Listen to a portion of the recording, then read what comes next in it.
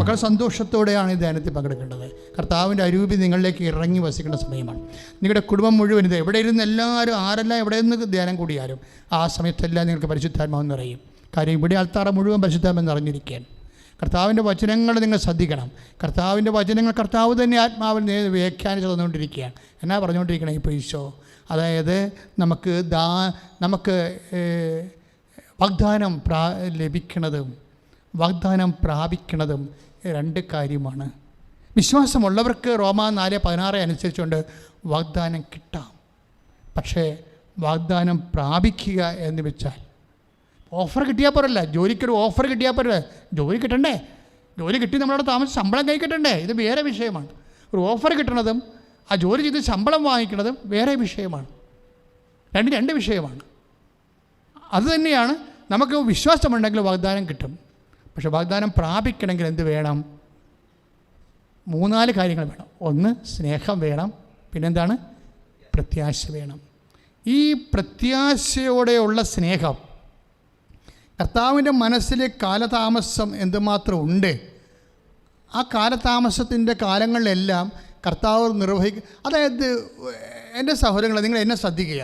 അതായത് ഒരു കാരണവശാലും ഒരു ഫ്യൂട്ടൈലായിട്ടുള്ള ഒരു കാലവിളംബം ഒരിക്കലും ദൈവഭാഗത്തുനിന്നും ഉണ്ടാകത്തില്ല.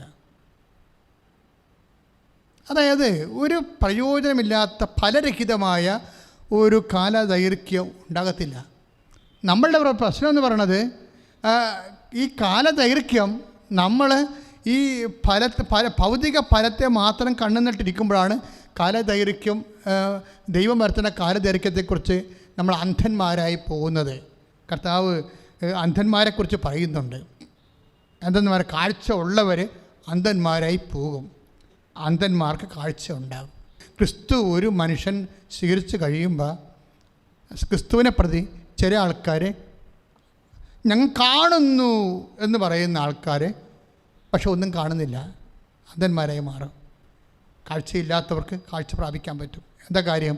ദൈവം ഒരു കാര്യം എന്ത് ചെയ്യുന്നു എന്നുള്ളതിനൊക്കെ അവർ എന്തിനു വേണ്ടി ചെയ്യുന്നുവെന്ന് കൂടി നമ്മൾ മനസ്സിലാക്കിയ ജ്ഞാനമായി. ജ്ഞാനം, അതായത് എന്ത് ചെയ്യുന്നു എന്ന് പറയണത് എന്താണ്? അറിവ്. എന്തിനു വേണ്ടി ചെയ്യുന്നുവെന്ന് ചോദിക്കുമ്പോഴേ ആ എന്തിനു വേണ്ടി ചെയ്യുന്നുവെന്നുള്ള ജ്ഞാനം അതെന്താണ്? അത് യേശുക്രിസ്തു 1 കൊരിന്ത്യർ 1:24 ദൈവത്തിൻ്റെ ജ്ഞാനവും ദൈവത്തിൻ്റെ ശക്തിയും. ദൈവത്തിൻ്റെ ജ്ഞാനത്തിൽ എന്താണ്? എന്തിനു വേണ്ടി ചെയ്യുന്നു എന്നുള്ളതാണ് അതിൻ്റെ ജ്ഞാനം. നോഹവ് എന്ന് പറയുന്ന ജ്ഞാനം. എന്തിനു വേണ്ടിയാണ് ചെയ്യണത്? എന്താണ് താമസിക്കാൻ കാരണം? അല്ല ഈശോ എന്ന് പറഞ്ഞുകൊണ്ട് വണ്ടിക്ക് കാത്തിരിക്കണ പോലെ അനുഗ്രഹത്തിന് കാത്തിരിക്കുന്ന ആൾക്കാരുണ്ട്. അപ്പോൾ വണ്ടിക്ക് കാത്തിരിക്കണ പോലെ അപ്പോൾ ഒരാൾ പറയുകയാണ് ആ വണ്ടി ഇന്ന് ഓടുന്നില്ലെന്ന് തോന്നുന്നു, പ്രൈവറ്റ് ബസ് ഇന്ന് അവർ രാവിലെ കണ്ടില്ല, അപ്പോൾ ഇനി വരത്തില്ലായിരിക്കും പറഞ്ഞാൽ അവരെ വീട്ടിൽ പോകും ചിലപ്പോൾ, അല്ലെങ്കിൽ അടുത്ത വണ്ടി കയറി പോകും. ഈ അടുത്ത വണ്ടിക്ക് കയറി പോകുന്ന ഒരു ആധ്യാത്മിക രംഗങ്ങളുണ്ടെങ്കിൽ പണിമേടിക്കാൻ സാധ്യതയുണ്ട്. ദൈവം അതാണ് നോക്കണത്. ഈ അടുത്ത വണ്ടി കയറി പോകുന്നതാണ് നോക്കണത്. ശരിക്കും ദൈവത്തിനെ തന്നെ പ്രതീക്ഷിക്കുമോ? പലരും ദൈവത്തിനെ തന്നെ പ്രതീക്ഷിക്കുമോ? അതോ ഇനി ദൈവത്തിനല്ലാത്ത മാർഗ്ഗങ്ങളിലൂടെ വേറെ കിട്ടിയത് നമുക്ക് ജോലി കിട്ടിയാലും മതി, സത്താൻ വർഷിപ്പാനും ശരി, എന്നാ കുന്തമായാലും ശരി, ഇനി ദൈവത്തെ തള്ളിപ്പറയുന്ന വിഷയമായാലും ശരി, നമ്മൾ റെഡിയാണ്, നമുക്ക് ജോലി കിട്ടിയാൽ മതി, അടുത്ത വണ്ടിക്ക് തലവെക്കുക എന്നാണ് നോക്കണത്. അതൊരു വിഷയമാണ്. ലാഗ് ചെയ്യുമ്പോൾ ശ്രദ്ധിക്കേണ്ടത് ദൈവം നിങ്ങളുടെ, അല്ലെങ്കിൽ ലാഗ് ചെയ്യുമ്പോൾ ഒരു വിഷയം ലാഗ് ചെയ്യുമ്പോൾ അല്ലെങ്കിൽ കഷ്ടത വർദ്ധിക്കുമ്പോൾ ദൈവം എന്താണ് അതിൽ നിന്ന് ഉദ്ദേശിക്കുന്നത്? നിൻ്റെ വിശ്വാസമല്ല, വിശ്വസ്തതയാണ്. അച്ഛൻ കഴിഞ്ഞ പ്രാവശ്യം പറഞ്ഞിരുന്നത് ഇപ്പോൾ ഒന്നൊരു ഓർപ്പിക്കുകയാണ്. സങ്കീർത്തനം 119:75 സ്തുതികട്ടെ ഹല്ലേലൂയ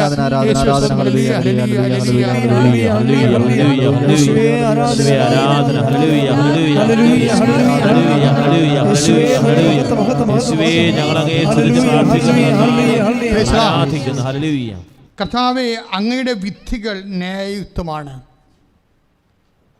അതായത് ഇത് ഭയങ്കര വചനമല്ലേ ഇത്? അതായത് കർത്താവ് എന്ത് വിധിച്ചാലും അത് ന്യായയുക്തമാണ്.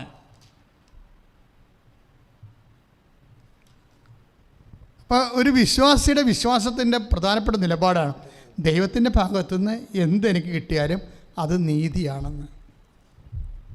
അത് ദൈവത്തിൻ്റെ നീതിയാണ്. എന്താ ദൈവത്തിൻ്റെ നീതി എന്ന് പറഞ്ഞാൽ എന്താണ്? എന്നെ സംബന്ധിക്കുന്ന ദൈവത്തിൻ്റെ തിരുമനസ്, അതാണ് സംഭവം. ഇപ്പം എനിക്ക് മക്കളില്ല, എൻ്റെ ചേട്ടനുണ്ട്, അനിയത്തിക്കുണ്ട്, പെങ്ങൾക്കുണ്ട്, എല്ലാവർക്കും മക്കളുണ്ട്, എനിക്ക് മാത്രം മക്കളില്ല. അതുകൊണ്ട് എന്താ പറ്റണത്? ഇപ്പം ഞാൻ ദത്തെടുക്കാൻ പോകുമ്പോൾ എൻ്റെ അനിയത്തി, എൻ്റെ ചേട്ടനൊക്കെ കണ്ണുരുട്ടും. എന്താണ് ഇവിടുത്തെ മക്കൾ പോരാഞ്ഞിട്ടാണ് നീ വേറെ കണ്ടവൻ്റെ മക്കൾ ദത്തെടുക്കുന്നത്? അവരുടെ ഉദ്ദേശം എന്താണ്? ഇവർ മക്കളില്ലാതെ ജീവിച്ചു കഴിഞ്ഞാൽ അവരുടെ സ്വത്ത് അടിച്ച് മാറ്റാവുന്നതായിരിക്കും ചിലപ്പോൾ ചേട്ടൻ ഉദ്ദേശിക്കുന്നത്. എല്ലാ ചേട്ടന്മാരും അങ്ങനെ ഉദ്ദേശിക്കണമെന്നില്ല. പക്ഷേ ഇങ്ങനെയുള്ള എല്ലാത്തിനും ഉടങ്കൊല്ലി ചില ആൾക്കാർ വീട്ടിൽ നിന്ന് ഇറങ്ങിപ്പോകത്തില്ല. അനിയന് മക്കളില്ല, ചേട്ടന് മക്കളില്ലെന്ന് കഴിഞ്ഞാൽ പിന്നെ ഇറങ്ങിപ്പോകത്തില്ല. എന്താ കാര്യം? ഈ വീട് വേറെ സഹോദരങ്ങൾ കൊണ്ടുപോകും എന്ന് പറഞ്ഞുകൊണ്ട് അവിടെ തന്നെ പെറ്റും, അവിടെ തന്നെ താമസിക്കും. എന്താ കാര്യം? എന്നിട്ട് പ്രാർത്ഥിക്കുന്നത് എന്തിനാണ്? അനിയന് പണ്ടാരക്കാലം ഒരു കാലത്തും കുഞ്ഞുങ്ങളുണ്ടാകില്ല എന്നാണ് പ്രാർത്ഥിക്കുന്നത്. അവിടെയാണ് പ്രശ്നം കിടക്കുന്നത്. അവിടെ അതായത് കർത്താവിൻ്റെ വചനം നമ്മൾ ദുഷ്ടലാക്കോട് മനസ്സിൽ വെച്ചുകൊണ്ട് കർത്താവിൻ്റെ വചനം അനുസരിച്ചല്ല ജീവിക്കണമെങ്കിലേ. ഇപ്പോൾ ചില സമയത്ത് നമ്മുടെ ജീവിതത്തിൽ പലതരത്തിലുള്ള പ്രശ്നങ്ങളുണ്ടാകും. ചില സമയത്ത് നമ്മൾക്ക് അധ്വാനിച്ചിട്ട് നമ്മളെ കൊണ്ട് അധ്വാനിക്കുന്നത് കൊണ്ട് ഇപ്പോൾ നിശാന്ത് പറഞ്ഞില്ലേ, എൻ്റെ അധ്വാനം കൊണ്ട് ഒന്നും നടക്കുമെന്ന് തോന്നണില്ല, കർത്താവ് തന്നെ ഇടപെടണം. അതന്നെയല്ലേ അപ്പോസ്തലന്മാർ പറഞ്ഞത്? അപ്പോസ്തലന്മാരെന്താ പറഞ്ഞത്? കർത്താവ് രാത്രി മുഴുവനും പണിപ്പെട്ടിട്ട് ഞങ്ങൾക്കൊന്നും കിട്ടിയില്ല, പക്ഷേ ഞങ്ങൾ ഉടമ്പടി ചെയ്യാവുന്നു. അതാണ് സംഭവം. ലൂക്ക 1:5 എന്ന് പറഞ്ഞ ഉടമ്പടി വചനമാണ്. രാത്രി മുഴുവൻ അധ്വാനിച്ചിട്ട് ഞങ്ങൾക്കൊന്നും കിട്ടിയില്ല, പക്ഷേ ഞങ്ങൾ ഉടമ്പടി ചെയ്യാം. വായിച്ചേ. ശിമയോൻ പറഞ്ഞു, ഗുരു രാത്രി മുഴുവൻ അധ്വാനിച്ചിട്ടും ഞങ്ങൾക്കൊന്നും കിട്ടിയില്ല. എങ്കിലും നീ പറഞ്ഞതനുസരിച്ച് ഞാൻ വലയിറക്കാം. അതല്ലേ ഉടമ്പടി എന്ന് പറയണത്. ഉടമ്പടി ഇല്ലാത്ത എന്തെങ്കിലും അത്ഭുതങ്ങളുണ്ടാ? നീ പറഞ്ഞതനുസരിച്ച്. ഇപ്പം നിശാന്ത് എന്ന് പറയണത്, ഞാൻ ഓട്ടോറിക്ഷക്കാരനാണ്, എന്നെക്കൊണ്ട് ഒരു വീട് വെക്കാനോ സ്ഥലം മേടിക്കാനോ ഒന്നും പറ്റത്തില്ല, പക്ഷേ നീ പറഞ്ഞതനുസരിച്ച് അവൻ പറഞ്ഞതുപോലെ ചെയ്തുകൊണ്ട് ഞാൻ ജീവിക്കാം. അപ്പോഴെന്താണ്? അപ്പോൾ ഇല്ലാത്ത മീനെ അവൻ ഉണ്ടാക്കിത്തരും. രാത്രി മുഴുവനും പണിപ്പെട്ടിട്ടെന്ന് പറയുമ്പോൾ തന്നെ ഈ വീഞ്ഞിൻ്റെ കേസല്ല. അതായത് രണ്ടും വെള്ളത്തിൽ നടന്ന അത്ഭുതങ്ങളാണ് ഇത്. വീഞ്ഞിൻ്റെതും വെള്ളത്തിൽ നടന്ന അത്ഭുതമാണ്, മീനിൻ്റെതും വെള്ളത്തിൽ നടന്ന അത്ഭുതമാണ്. പക്ഷേ ഇത് തമ്മിലൊരു ബന്ധമുണ്ട്. എന്താണെന്നറിയാവോ? ഉടമ്പടി എടുപ്പിക്കുമ്പോൾ എന്താ സംഭവിക്കണത്? രണ്ട് ഉടമ്പടി വചനങ്ങളാണ്, രണ്ടും വെള്ളത്തിൽ നടന്ന അത്ഭുതങ്ങളാണ്. രണ്ടും അവൻ പറഞ്ഞതുപോലെ ചെയ്യുക, അല്ലെങ്കിൽ നീ പറഞ്ഞതനുസരിച്ച് ചെയ്യുക. ഇപ്പോൾ യോഹന്നാൻ 2:3 ഉടമ്പടി വചനമാണ്, അവൻ പറഞ്ഞതുപോലെ ചെയ്യുക.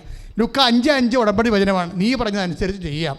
ഇതെല്ലാം എന്ത് സംഭവിച്ചാൽ ഇത് രണ്ട് സംഭവം തീർന്നു പോയ സംഭവമാണ്. ഒന്ന്, രാത്രി മുഴുവനും വേലയെടുത്തിട്ടും മീനില്ലെന്ന് പറയുമ്പോൾ എൻ്റെ അർത്ഥം എന്താ? മീനെ കടലില്ലെന്ന് എൻ്റെ അർത്ഥം. ഒരു മീനെങ്കിലും ആ കടലിൽ ഉണ്ടായിരുന്നെങ്കിൽ കർത്താവ് പറയണം, എടാ ഒരു മീനുണ്ടെന്ന് പറഞ്ഞേനോ. മീനില്ല. എന്താ കാര്യം? ഒരു മീനുണ്ടെന്ന് പറയാൻ കാര്യം എന്താണ്? പണ്ട് ഒരു ടാക്സ് കളക്ടർ യേശുവിൻ്റെ അടുത്ത് വന്ന് അപ്പോസ്തലന്മാരുടെ അടുത്ത് കൊച്ചു സംസാരിച്ചിട്ട് പോയി. അപ്പോൾ ഈശോ ചോദിച്ച് വാട്ട് ദ സ്പോക്ക്? അപ്പോൾ പത്രോസ് പറഞ്ഞ്, നികുതി കൊടുക്കുന്ന ആൾക്കാരാണ് വന്നിരിക്കുന്നത്, നികുതി കൊടുക്കണമെന്ന് പറഞ്ഞു. അപ്പോഴേ ഈശോ ചോദിച്ച്, കൊള്ളാം, നല്ല പരിപാടിയായി പോയി. ശിമയോനെ, ആരാ നികുതി കൊടുക്കുന്നത്? മക്കളാണോ അതോ അടിമകളാണോ? അതടിമകളാണ്. പക്ഷേ നീയായിട്ട് അവർ ഉതപ്പുണ്ടാക്കേണ്ടത്. നീ കടലിൽ പോയി ചൂണ്ടയിടുക, അപ്പോൾ നിനക്കൊരു മീൻ കിട്ടും.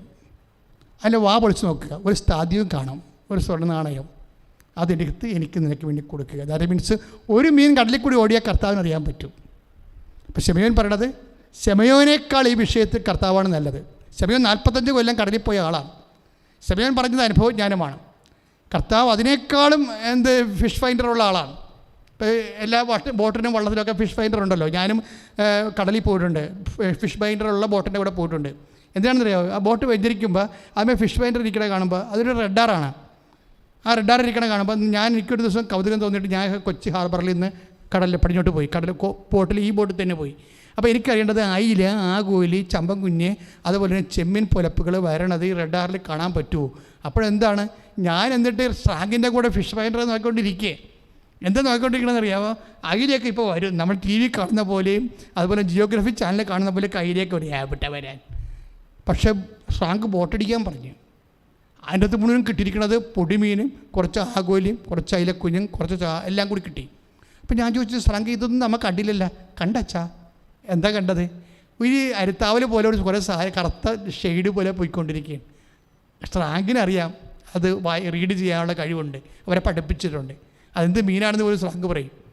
നമുക്ക് നേക്ക് നോക്കുമ്പോൾ കുറച്ച് നിഴൽ പോണ പോലെ തോന്നത്തുള്ളൂ, കുഞ്ഞ് അരി ഇങ്ങനെ നീങ്ങണ പോലെ തോന്നത്തുള്ളൂ അതിൻ്റെ അകത്ത്. പക്ഷേ അയാൾക്കറിയാം, ഫിഷ് ഫൈൻഡർ റഡാർ വെച്ച് ഒരു ഉപഗ്രഹം വെച്ചൊക്കെ ആൾക്കാർ ഇപ്പം മീൻ പിടിക്കുന്നുണ്ട്. ഉപഗ്രഹം നമുക്ക് പറഞ്ഞു തരും എവിടെയാണ് മീൻ നിൽക്കണത്, എവിടെയാണ് ചുറക് നിൽക്കണത്, എവിടെയാണ് തിമിംഗലം നിൽക്കണമെന്ന്. പക്ഷേ ഇതൊന്നുമില്ലാഞ്ഞ കാലത്ത് കർത്താവ് പറഞ്ഞ് എന്താ പറഞ്ഞത്? ഒരു മീൻ നിനക്ക് കിട്ടും. അതിൻ്റെ വായിൽ പോലും കർത്താവ് നോക്കിയിട്ട് പറഞ്ഞു അതിൻ്റെ അകത്ത് ഒരു സ്ഥാദിയോൻ ഇരിപ്പുണ്ടെന്ന് പറഞ്ഞു, ഒരു സ്വർണ്ണ നാണയം ഇരിപ്പുണ്ടെന്ന്. അതാണ് ഈശോ. അപ്പം അങ്ങനെ വരുമ്പോൾ ഈ മനുഷ്യനോട് എന്താ പറഞ്ഞത്? നീ പറഞ്ഞത് കൊണ്ട് ഞങ്ങൾ ചെയ്യാം. കർത്താവിൻ്റെ വചനം പാലിച്ചുകൊണ്ട് ചെയ്യാമെന്നാണ് പറയണത്. കുറേ കാലത്തേക്ക് നമുക്ക് നമ്മുടെ ജീവിതം അങ്ങോട്ട് പിടിച്ചാൽ കിട്ടാത്ത രീതിയിൽ പോകണമെന്നുണ്ടെങ്കിൽ അപ്പം നിങ്ങൾ ഉടനെ ചെയ്യണം. നിങ്ങൾക്ക് ചെയ്യാവുന്ന എന്താണ്? ഉടമ്പടിയാണ്. ജീവിതം ക്രമീകരിക്കണം. എങ്ങനെ? കർത്താവിൻ്റെ വചനം അനുസരിച്ചുകൊണ്ട് ജീവിതം ക്രമീകരിക്കണം. അതിന് ഈ കാലത്ത് ഉടമ്പടി അല്ലാതെ വേറെ ഒരു മാർഗ്ഗമില്ല. എന്താ കാര്യം? ഇത് മരിയൻ ഉടമ്പടിയാണ്. ആർക്കും വീട്ടിലിരുന്നുകൊണ്ട് അവൻ്റെ കർത്താവിൻ്റെ വചനം അനുസരിച്ച് ജീവിക്കാം. പക്ഷേ കൃപാസനത്തിലെ ഉടമ്പടി എന്താണ്? മരിയൻ ഉടമ്പടിയാണ്. എന്താണ്?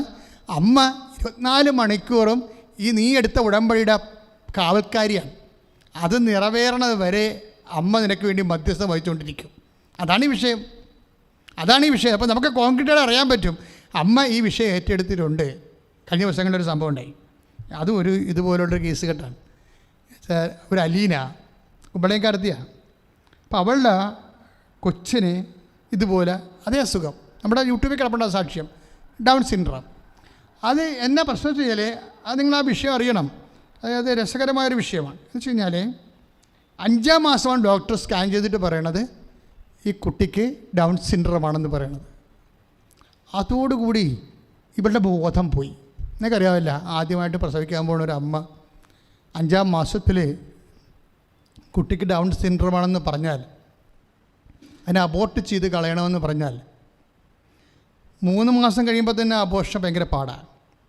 5-ാം മാസത്തിൽ എങ്ങനെ അബോർട്ട് ചെയ്യും? പക്ഷേ ഇവളാണെങ്കിൽ ഒരു റിലേ പോയ ഒരാളായിപ്പോയി ഇത് കേട്ടോടുകൂടി. അപ്പോൾ ഇവളിവിടെ വന്ന് അവളുടെ അമ്മ പറഞ്ഞ് ഈ കൃപാസനത്തിൽ പോയി അമ്മയോട് പറയാൻ പറഞ്ഞു. അപ്പോൾ ആളിവിടെ വന്നിരുന്ന് നിലവിളിക്കാനും പറ്റണില്ല, പ്രാർത്ഥിക്കാനും പറ്റാത്തൊരവസ്ഥയിൽ ഈ വയറും വെച്ച് 5-ാം മാസത്തിൽ ഈ ഡൗൺ സിൻഡ്രോമുള്ള വയറും വെച്ച് അവളിവിടെ ഇരിക്കുകയാണ്. അവളുടെ അമ്മായിയമ്മയും ഉടമ്പടി ചെയ്തിട്ടുണ്ട്. അവരാണ് ഇവരെ ഇങ്ങനെ പറഞ്ഞു വിട്ടിരിക്കുന്നത്. അവരുടെ ഉടമ്പടിയുടെ ബലമാണെന്ന് അറിയാൻ പാടില്ല. എനിക്ക് ഗർഭിണികളെ കാണുമ്പോൾ ഒരു പ്രത്യേകമായ ദൈവകൃപ തോന്നും എനിക്ക്. അപ്പോൾ അത് ഇപ്പോഴല്ലേ, പണ്ടിവിടെ ഗർഭിണികൾക്ക് മാത്രം പ്രാർത്ഥന ഉണ്ടായിരുന്നു. ദമ്പതി കൂട്ടായ്മയ്ക്ക് ഗർഭിണികൾക്ക് മാത്രം വരുന്ന ഒരു കൂട്ടായ്മ ഉണ്ടായിരുന്നു. കാര്യം അത് വലിയൊരു ജോലിയാണല്ലോ. ദൈവത്തിന് വേണ്ടി ഒരു മാതാപിതാക്കന്മാർ ഏറ്റെടുക്കുന്ന ഒരു വലിയ ഉത്തരവാദിത്വമാണ്. അപ്പോൾ ആ ഉത്തരവാദിത്വം എടുക്കുമ്പോൾ പ്രത്യേകിച്ച് ഗർഭിണികളെ അക്കാലങ്ങളിലും അവരെ കുഞ്ഞിനെ വളർത്തി എടുത്തുകൊണ്ടിരുന്ന കാലങ്ങളിലെല്ലാം നമ്മൾ നല്ല സപ്പോർട്ട് കൊടുക്കണം. ഇപ്പോൾ ചില ആൾക്കാർ ചില സ്ത്രീകളൊക്കെ പ്രസവിച്ച് കഴിഞ്ഞിട്ട് പെട്ടെന്ന് ഞാൻ ഈ പ്രസവ വാർഡൊക്കെ ചെല്ലുമ്പോൾ എന്നോട് പറയും, അച്ഛാ എൻ്റെ മകൾ പ്രസവിച്ച് കിടക്കണം, അവൾ ഓർമ്മക്കുറവ് പറയണമെന്ന് പറയും. അപ്പോൾ പ്രസവ വാർഡിൽ ഞാൻ ചിലപ്പോൾ പോണത് വേറെ ആരെങ്കിലും എന്നെ വിളിച്ചിട്ടായിരിക്കും പോണത്. അപ്പോൾ അവിടെ ചെല്ലുമ്പോൾ എന്നെ കണ്ടിട്ട് വേറെ ആൾക്കാരെ, അച്ഛാ എൻ്റെ മകൾ പ്രസവിച്ച വാർഡിൽ കിടപ്പുണ്ട്, ഓർമ്മക്കുറവ് പറയണമെന്നുകൊണ്ടിരിക്കണം എന്ന് പറഞ്ഞു, പട്ടായി പോയെന്ന് പറഞ്ഞു. അപ്പോൾ അതിൻ്റെ അർത്ഥം എന്താണ്? അവരുടെ ശരീരം ലൂസായതുപോലെ മനസ്സും ലൂസാവും. ഇത് വലിയൊരു പ്രക്രിയയാണ് ശരിക്കും പറഞ്ഞാൽ. ഇപ്പോൾ നമ്മുടെ ഗർഭിണികളെയൊക്കെ നമ്മൾ തോണ്ടുകയാണെങ്കിൽ പാട് കാണത്തില്ലേ, അതിൻ്റെ ശരീരം ലൂസാകണതാണ്, ഇളമക്കുണ്ടെന്നൊക്കെ അമ്മമ്മമാർ പറയും. പക്ഷേ അതുപോലെ മനസ്സും ഇളമക്കുള്ളൂ. അതാണ് ഈ അത് പ്രസവിച്ച് കഴിഞ്ഞിട്ടൊരു വട്ട് പറയണ കാര്യം. അതാണ് 3-4 ദിവസം എടുക്കും. ചില ആൾക്കാർ 10-40 ദിവസം എടുക്കും നേരെ ചൊവ്വേ ബോധം വരാൻ വേണ്ടി. പക്ഷേ ഒരു പ്രെയർ ചെയ്ത് കഴിഞ്ഞാൽ ആൾ ഓക്കെ ആവും. അപ്പം അങ്ങനെ ഒരു കണ്ടീഷനിൽ ഇവിടെ ഇരിക്കുകയും ഇവിടെ പേടിച്ചിരിക്കുകയും. കാര്യം അവൾക്ക് കുഞ്ഞിനെ അവൾ കുഞ്ഞിനെ കളയാനും പറ്റത്തില്ല. കുഞ്ഞിനെ സ്വീകരിച്ചാൽ ഇങ്ങനെയൊക്കെ പറയുമ്പോൾ ആൾക്കാർ പറഞ്ഞ് പേടിപ്പിക്കുകയും ചെയ്യണം. ഇങ്ങനെ എല്ലാം കൊണ്ടൊരു തീരുമാനം എടുക്കാൻ പറ്റണില്ല. അപ്പോൾ ഇവളെ ഞാൻ കണ്ടപ്പോൾ ഞാൻ ഇങ്ങോട്ട് വിളിച്ച് അത് പറ്റിയ മോളെന്ന് പറഞ്ഞു. അപ്പോൾ കൂടെയുള്ളവർ പറഞ്ഞു ഇതാണ് പ്രശ്നം എന്ന് പറഞ്ഞു. അപ്പോൾ ഞാൻ ഉടനെ ഇവളുടെ വയറ്റിൽ ഇങ്ങനെ കൈവെക്കും. കൈവെച്ചൊരു വിശ്വാസപ്രമാണം ചൊല്ലിയിട്ട് എൻ്റെ കയ്യിരുന്ന സൈത്ത് അവളുടെ വയറെ കൈവച്ച് വിശ്വാസപ്രമാണം ചൊല്ലിച്ചും സൈത്ത് അവളുടെ കൈക്ക് തേച്ച് കൊടുക്കും, തള്ളവരല്ലേ. അത് ബാത്റൂമിൽ പോയി അവരെ അടിവയറ്റി തേക്കണം. അതാണ് എൻ്റെ രീതി. അപ്പോൾ ഞാൻ ഇത് കൈവച്ച് പ്രാർത്ഥിച്ചിട്ട് ഇവളോട് പറഞ്ഞ്, മോളെ കർത്താവിന് ഞാൻ കുഞ്ഞിനെ ഏൽപ്പിച്ചിട്ടുണ്ട്, ഈ കുഞ്ഞിനെ കർത്താവ് നിനക്ക് തരുമെന്ന് പറഞ്ഞ് ഞാൻ അവളുടെ കവളിട്ടടിക്കും. അവൾ പറഞ്ഞത് ആ സാക്ഷ്യം കിടപ്പുണ്ട്, എലീനയുടെ സാക്ഷ്യം. അതായത് ആ അടിയോടുകൂടി അവൾക്ക് ബോധം വന്നെന്നാണ് പറയണത്. എന്താണ്? അവൾ എവിടെ പോയി, എന്താണ് അവൾക്ക് സംഭവിക്കുന്നതിനെക്കുറിച്ച് സങ്കടം കൊണ്ട് തകർന്നിരിക്കുന്ന ഒരു അവസ്ഥയിൽ പെട്ടെന്ന് അവൾക്ക് ബോധം വന്നു. അവൾ ബോധം വന്നപ്പോൾ കേൾക്കണത് എന്താണ്? മാതാവ് ഈ കുഞ്ഞിനെ എനിക്ക് തന്നിരിക്കണം. തീർന്ന പ്രശ്നം. മാതാവ് ഈ കുഞ്ഞിനെ ഈ 5-ാം മാസം അബോർട്ട് ചെയ്യണ കുഞ്ഞിനെ എനിക്ക് തന്നിരിക്കണം. അപ്പം ദൈവത്തിൻ്റെ അനുഗ്രഹം ഇത്രയും സ്പീഡാണ്. പക്ഷേ എനിക്ക് ഈ വിഷയത്തിൽ ഇപ്പോൾ 2 ഡൗൺ സിൻഡ്രോം കേസാണ്. അപ്പോൾ പ്രസവിച്ചിട്ടൊരു കുഴപ്പമില്ല കൊച്ചിനെ. എന്തൊക്കെ പറഞ്ഞാൽ അബോർട്ട് ചെയ്ത് കളയേണ്ട കൊച്ചായിരുന്നത്, അതിനെ പ്രസവിച്ചിട്ടൊരു കുഴപ്പമില്ല ആ കൊച്ചിനില്ല. ഈ മാതാവ് ഈ കുഞ്ഞിനെ നിനക്ക് തന്നിരിക്കണമെന്ന് പറയണത് എന്താണ്? അത് പറയണത് ഒരു വിശ്വാസത്തിലാണത് പറയണത്. വെറുതെ ഭംഗിവാക്ക് പറയുകയല്ല. ഇപ്പം നമ്മൾ ഗുഡ് മോർണിംഗ് പറഞ്ഞ പോലെ പറയുകയല്ല, നിങ്ങൾക്ക് നല്ലത് വരട്ടെ എന്നൊക്കെ പറയത്തില്ലേ, അതുപോലെ പുഴം വർത്താനം പറയുകയല്ല. ഈ മാതാവ് ഈ കുഞ്ഞിനെ നിനക്ക് തന്നിരിക്കുമെന്ന് പറയുമ്പോൾ അതിൻ്റെ മുഴുവൻ ഉത്തരവാദിത്തം ഞാൻ ഏറ്റെടുക്കും. എന്താ കാര്യം? എനിക്കുള്ളൊരു വിശ്വാസമുണ്ട്, എനിക്ക് ദൈവത്തോട് വിശ്വാസത്തെക്കാളൊരു ബന്ധമുണ്ട്, ആ ദൈവത്തിന് വേണ്ടി ജീവിച്ച ഒരു ചരിത്രമുണ്ട്. വിശ്വാസ കാലങ്ങളിലെല്ലാം ഇപ്പോൾ ദൈവം എന്നോടൊന്ന് ചോദിക്കുകയാണ്, എനിക്കിപ്പോൾ രോഗമുണ്ടായെന്ന് വിചാരിച്ചോ, ഞാനൊരു സുവിശേഷ എവാഞ്ചലിസ്റ്റാണ് ഞാൻ. ബേസിക്കലി ദൈവം എന്നോട് ചോദിക്കുകയാണ്, നിനക്ക് സൗഖ്യം വേണം, ഈ രോഗത്തിന് സൗഖ്യം വേണം, കൃപ വേണമെന്ന് ചോദിച്ചു കഴിഞ്ഞാൽ ഞാൻ പറയും എനിക്ക് സൗഖ്യമല്ലേ വേണ്ട, എനിക്ക് കൃപയാണ് വേണ്ടെന്ന് പറയും. എന്താ കാര്യം? എനിക്ക് കൃപ എന്താണെന്നറിയാം. പൗലോസ് അപ്പോസ്തലൻ കുറേ നാൾ ചോദിച്ച് ചമ്മിയൊരു കേസ് കിട്ടാണിത്. ഒന്ന് കുറേ ദിവസത്തിന് 12:8 എന്താ പറയണത്?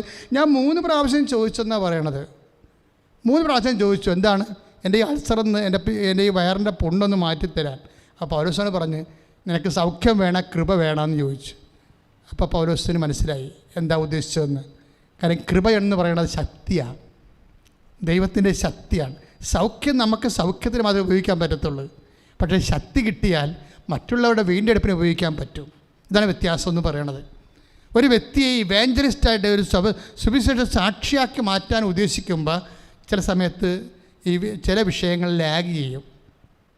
എന്തുകൊണ്ടാണ് നിങ്ങളുടെ ചില വിഷയം താമസിക്കുന്നതിൻ്റെ ഉദ്ദേശം എന്ന് പറയുന്നത് നിങ്ങളുടെ ദൈവസ്നേഹത്തെ നിറക്കാനും നിങ്ങൾക്ക് വിശ്വസ്തത നിറക്കാനും നിങ്ങൾക്ക് ദൈവത്തെ സ്വന്തമായിട്ട് അനുഭവിക്കാനും അനുഭവിച്ച ദൈവത്തെ കൈമാറാനും വേണ്ടി കർത്താവ് നിങ്ങളെ ഒരുക്കുകയാണ്. ശ്രുതിക്കട്ടെ ഹല്ലേലൂയ.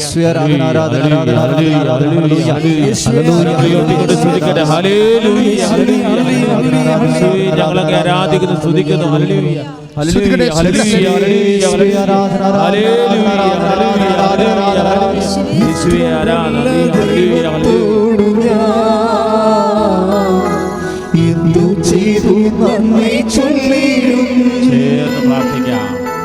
എന്റെ കൊച്ചു ജീവിതത്തെ ആരാധനയും കാഴ്ചയുണ്ടായിരിക്കട്ടെ. പരിശുദ്ധ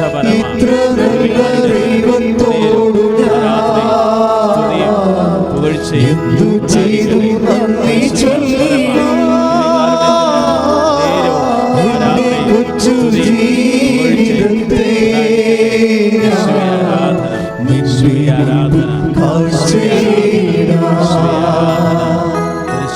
ഇത്ര നല്ല ദൈവത്തോടു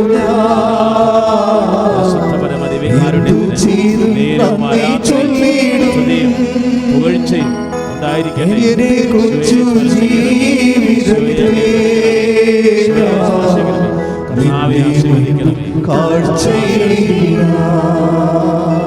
പരിശുദ്ധ പരമദിവ്യകാരുണ്യത്തിന് ദൈവത്തിൻ്റെ വഴികൾ, ദൈവത്തിൻ്റെ പദ്ധതികൾ നമ്മൾ അറിഞ്ഞു കഴിഞ്ഞാൽ നമ്മൾ സ്വതന്ത്രരാകും. എന്താ കാര്യം വെച്ച് കഴിഞ്ഞാൽ നമ്മൾ കണ്ട ഈ 2 കാര്യങ്ങളും ഉടനെ നടന്ന കാര്യങ്ങളാണ്. ഇത് കേൾക്കുമ്പോൾ ചില ആൾക്കാർ വിചാരിക്കും, കർത്താവേ ഈ വിഷയം തന്നെയുള്ള ഞാൻ ഉടമ്പടി ചെയ്തിരിക്കണം, എൻ്റെ കാര്യം എപ്പോഴും നടന്നിട്ടില്ല എന്ന്. നമ്മൾ ഒരു സാക്ഷ്യം പറയുമ്പോൾ നമുക്ക് എന്താ സംഭവിക്കണം? പ്രതിസാക്ഷ്യം ഉണ്ടായിക്കൊണ്ടിരിക്കും. കാര്യം അതേ വിഷയത്തിൽ ഉടമ്പടി ചെയ്ത വേറെ ആൾക്കാരുണ്ട്. അവർ കേൾക്കുമ്പോൾ അവർക്ക് നിരാശ. ദൈവമേ, എൻ്റെ കാര്യം മാത്രം മാതാവ് ചെയ്തില്ല, അവരുടെ കാര്യം നാട്ടിൽ കണ്ട എല്ലാ കാര്യവും ചെയ്തു. ഞാൻ മാതാവ് എന്നും പറഞ്ഞ് കുഞ്ഞുനാളിലിപ്പോൾ നടന്നിട്ട് എൻ്റെ കാര്യം മാത്രം നടന്നിട്ടില്ല. ആ ശരിയാ.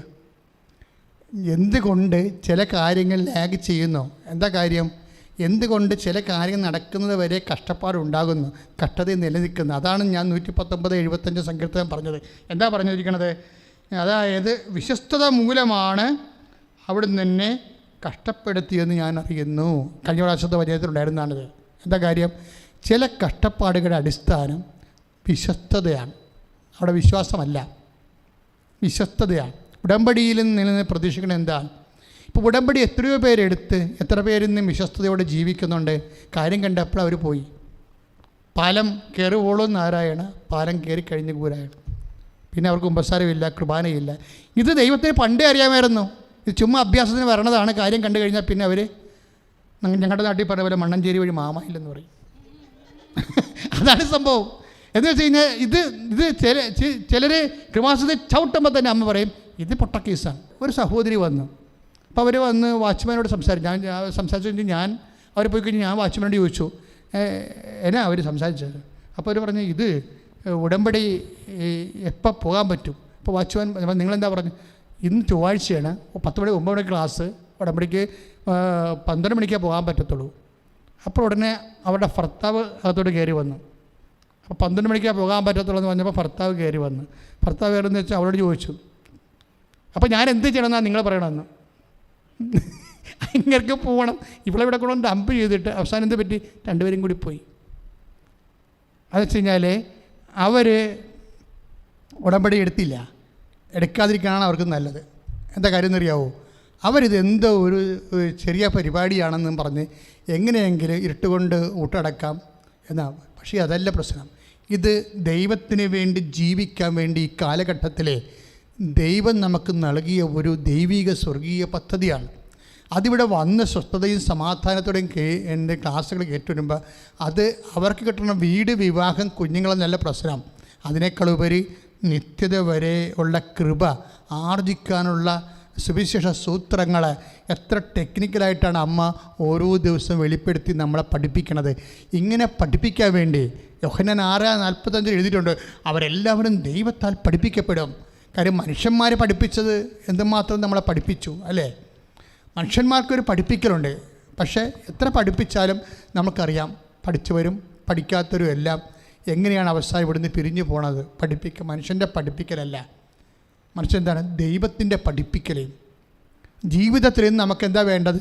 ഇതാണ് നമ്മൾ 1 കൊരിന്ത്യർ 1:24 കണ്ടത്. ദൈവത്തിൻ്റെ ജ്ഞാനവും ദൈവത്തിൻ്റെ ശക്തിയുമായ യേശുക്രിസ്തു. ദൈവം പഠിപ്പിക്കുന്നത് എന്താണ്? യോഹന്നാൻ 6:45 അവരെല്ലാവരും ദൈവത്താൽ പഠിപ്പിക്കപ്പെടും.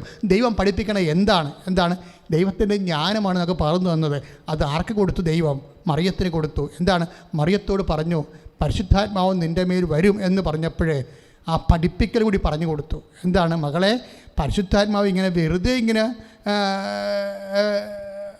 ഫ്ലൈറ്റും പിടിച്ച് വരത്തില്ല, കുറച്ച് പരിപാടി അവിടെ ഉണ്ടെന്ന് പറഞ്ഞ് വരുന്നതിന് വേണ്ടി എന്താ ചെയ്യണം?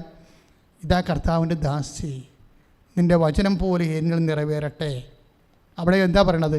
വചനം പോലെ നിറവേറട്ടെ. അത് ഉടമ്പടിയാണ്. ഉടമ്പടി വഴി മാത്രമേ പരിശുദ്ധാത്മാവ് വരത്തുള്ളൂ നമ്മുടെ ജീവിതത്തിലുള്ളൂ. ദൈവത്തിൻ്റെ ശക്തിയുടെ ഫലങ്ങളൊക്കെ വരും. പക്ഷേ ദൈവത്തിൻ്റെ ശക്തി വരണമെങ്കിൽ എന്ത് ചെയ്യണം? ഉടമ്പടി ചെയ്യണം. എന്താ കാര്യം? രാത്രി മുഴുവനും അധ്വാനിച്ച് ഞങ്ങൾക്ക് ഒന്നും കിട്ടിയില്ലല്ലോ, എങ്കിൽ നീ പറഞ്ഞതനുസരിച്ച് ഞങ്ങൾ ചെയ്യാം. ലുക്ക 5:5 അവർക്ക് വീഞ്ഞില്ല എന്ന് പറയുമ്പോൾ അവൻ പറയണ പോലെ ചെയ്യുമേ. യോഹന്നാൻ 2:3 ഇപ്പം എന്താ പറയണത്?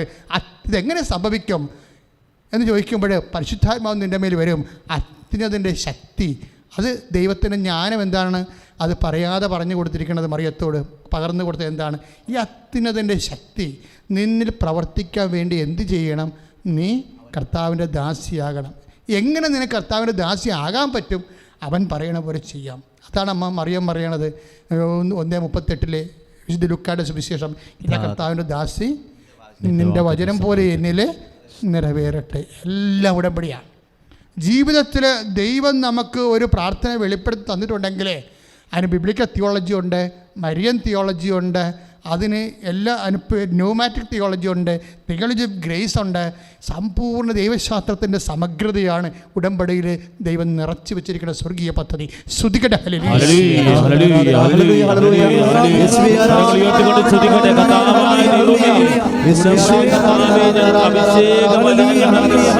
ദൈവിക പ്രബോധനങ്ങൾ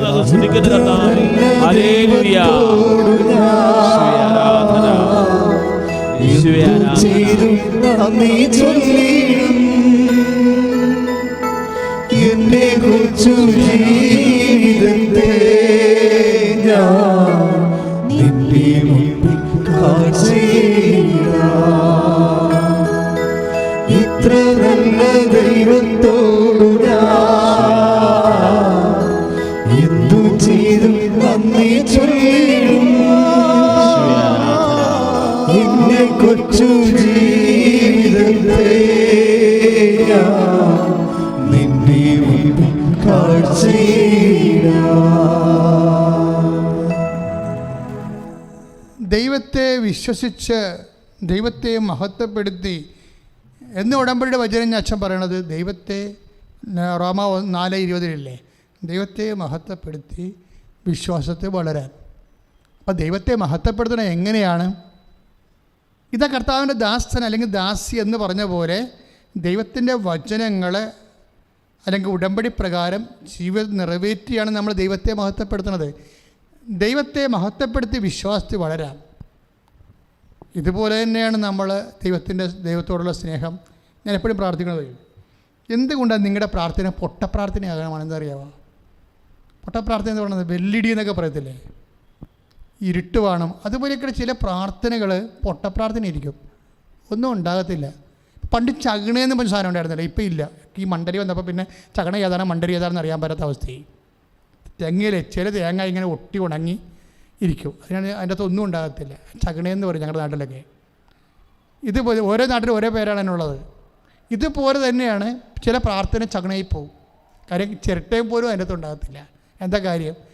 ദൈവവചനം നിറവേറ്റാൻ വിശ്വാസത്തോടെയും സ്നേഹത്തോടെയും ഒരു വ്യക്തി തയ്യാറാകുന്ന സമർപ്പണത്തിൻ്റെ കണ്ടന്റ് പ്രാർത്ഥനയെ വരണം. അപ്പോഴാണ് പ്രാർത്ഥന. ചില ആൾക്കാർ പറഞ്ഞാൽ വരണ്ട കാറ്റാണെന്ന് പറയും. അവിടെ വരണ്ട കാറ്റടച്ചാൽ തൊലിയൊക്കെ ഇങ്ങനെ പൊള്ളിപ്പിടിക്കണമെന്ന് പറയും. ചില ആൾക്കാരുടെ പ്രാർത്ഥനയും വരണ്ട കാറ്റാണ്. എന്താണ് അതിൻ്റെ അകത്ത്? ഹ്യൂമിഡിറ്റി ഒന്നുമില്ല. നമുക്ക് കാറ്റ് കൊള്ളുമ്പോൾ നമുക്കൊരു തണുപ്പ് തോന്നണ്ടേ? നിങ്ങളുടെ പ്രാർത്ഥനയുടെ കാറ്റ് കൊണ്ടിട്ട് ദൈവത്തിന് തണുക്കണില്ല, അതാണ് പ്രശ്നം. നമുക്കൊരു വരണ്ട കാറ്റെന്ന് പറഞ്ഞാൽ എന്താണ്? വരണ്ട കാറ്റ് അയ്യോ അത് അവിടെ കാറ്റ് കൊണ്ട് തൊലിയൊക്കെ ഇങ്ങനെ പൊള്ളിപ്പിടിക്കും എന്ന് പറയും. നമ്മുടെ പ്രാർത്ഥനയുടെ കാറ്റ് കൊള്ളുമ്പോൾ ദൈവത്തിന് കുളിരണം, ഒരു കുളിർമ തോന്നണം. എന്താ കാരണം? അതിൽ വിശ്വാസം ഉണ്ടാകണം, അതിൽ സ്നേഹമുണ്ടാകണം.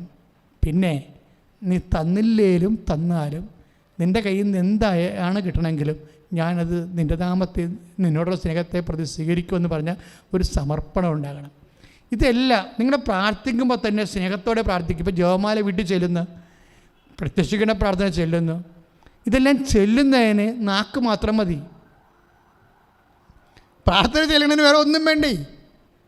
ഈ തെറി പറയണ നാക്ക് മാത്രം മതി, വേറെ ഒരു സാധനവും വേണ്ട. കാരണം നമ്മൾ ഈ നാക്ക് കൊണ്ട് തെറിയും പറയും, തോന്നിവാസവും പറയും, ചീത്ത വർത്തമാനം പറയും, പലതരത്തിലുള്ള പരിപാടികളിൽ നാക്ക് കൊണ്ട് കാണിക്കും. പക്ഷേ ആ സാധനം കൊണ്ട് പ്രാർത്ഥിക്കുകയും ചെയ്യും. ഈ നാക്ക് കൊണ്ട് പല പല പരിപാടികൾ കാണിക്കുന്ന നാക്ക് കൊണ്ട് പ്രാർത്ഥിക്കണ അതിനകത്തൊരു കാര്യമാണ്. പക്ഷേ പ്രാർത്ഥിക്കുമ്പോൾ എന്താ പറ്റണത്? പ്രാർത്ഥനയുടെ അകത്ത് വിശ്വാസം ഉണ്ടെങ്കിൽ, പ്രാർത്ഥനയുടെ അകത്ത് സ്നേഹമുണ്ടെങ്കിൽ, പ്രാർത്ഥനയുടെ അകത്ത് ഒരു ഫിഡലിറ്റി വിശ്വസ്തത കൂടി ഉണ്ടെങ്കിൽ നിങ്ങൾക്ക് പ്രാർത്ഥിക്കുമ്പോൾ തന്നെ സന്തോഷം തോന്നും. അതെന്ത് കേസായാലും ശരി. ഉത്കണ്ഠയും നിരാശയൊക്കെ ഉണ്ടാകും. ഉത്കണ്ഠയുടെ സാഹചര്യമാണ്, ഉത്കണ്ഠ ഉണ്ടാകും. ഈശോയ്ക്ക് ഉണ്ടായിരുന്ന ഗെത്സെമനെ വെച്ച് ഉത്കണ്ഠ ഉണ്ടായില്ലേ? ഉത്കണ്ഠയുടെ സാഹചര്യം ആണെങ്കിൽ ഉത്കണ്ഠ ഉണ്ടാകും. പക്ഷേ ഇവിടുത്തെ പ്രോബ്ലം അതല്ല. നിങ്ങൾ കുടുംബ പ്രാർത്ഥനയ്ക്ക് ഇരിക്കുന്ന ഉത്കണ്ഠയ്ക്ക് ഒരു സാഹചര്യം ആ വീട്ടിലില്ല. പക്ഷേ പ്രാർത്ഥിക്കണമെല്ലാം വരണ്ട കാറ്റാണ്. എന്താ കാര്യം? പ്രാർത്ഥിക്കണമെല്ലാം വരണ്ട കാറ്റാണ്. കാര്യം നിങ്ങളത് ചെയ്യണത് യാന്ത്രികമായിട്ടും കുടുംബ പ്രാർത്ഥന ഉണ്ടല്ലോ, അത് ചെയ്യേണ്ടതാണല്ലോ, പിള്ളേർക്ക് മാതൃകയാണല്ലോ എന്നൊക്കെ പറഞ്ഞുകൊണ്ട് ഒരു ഒരു തട്ടപ്പടി പ്രോഗ്രാം അങ്ങോട്ട് നടത്തി ഒരു ഫംഗ്ഷൻ നടത്തി പോറ്റുകയും. കുടുംബ പ്രാർത്ഥനയല്ല, ഒരു ഫംഗ്ഷനാണ്. കാര്യം അത് വരണ്ട കാറ്റാണ്. എന്താ കാര്യം? അതിൽ ദൈവസ്നേഹം ഉണ്ടാകണം, അതിൽ വിശ്വസ്തത ഉണ്ടാകണം, സമർപ്പണം ഉണ്ടാകണം. വചനം കേട്ടാൽ കർത്താവിൻ്റെ വാക്കാണ് ഞാൻ കേൾക്കണമെന്ന് തോന്നണം. നിങ്ങൾക്ക് ആന്തരികമായൊരു സ്നേഹം ഉണ്ടാകണം എന്ന് പ്രാർത്ഥിക്കുക. കർത്താവായ ദൈവമേ, ഇന്നു മുതലേ എൻ്റെ കുടുംബ പ്രാർത്ഥനയിൽ, വ്യക്തിപരമായ പ്രാർത്ഥനയിൽ കർത്താവേ, അത് കുളിർമയുള്ള ആ കാറ്റ് കൊണ്ടാൽ ദൈവത്തിന് പോലും ഉൾപ്പുളകം ഉണ്ടാകുന്ന രീതിയിലെ ദൈവസ്നേഹം നിറയാൻ, വിശ്വാസം നിറയാൻ, പ്രത്യാശ നിറയാൻ, വിശ്വസ്തത നിറയാൻ, സമർപ്പണം നിറയാൻ എൻ്റെ പ്രാർത്ഥനകളെ അഭിഷേകം ചെയ്യാൻ ശ്രദ്ധിക്കട്ടെ.